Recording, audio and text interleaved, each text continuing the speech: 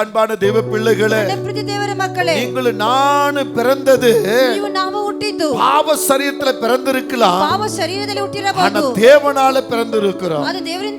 இதை நீங்க விசுவாசித்துக் கொள்ளணும். நம்ம பாவ சரீரம் என்கிற கர்ப்பத்துக்குள்ள வயிற்றுக்குள்ள இருந்து வெளியே வந்திருக்கிறோம். ஆனால் அந்த பரிசுத்த ஆவியானவர் இல்லாம நம்ம பிறந்திருக்க முடியாது. அந்த பிதா நம்மை நினைக்காவிட்டால், அந்த குமாரன் நம்மோடு இல்லாவிட்டால், அந்த பரிசுத்த ஆவியானவர் நம்மோடு செயல்படவிட்டால் நம்முடைய பிறப்பு விருதாவாய் இருக்கும். ஒவ்வொரு மனிதனும் கிறிஸ்துவுக்குள் இருந்து பிறந்திருக்க வேண்டும். கிறிஸ்துவுக்குள் பிறந்தவன் கிறிஸ்துவின் அன்பை ருசிப்பான்.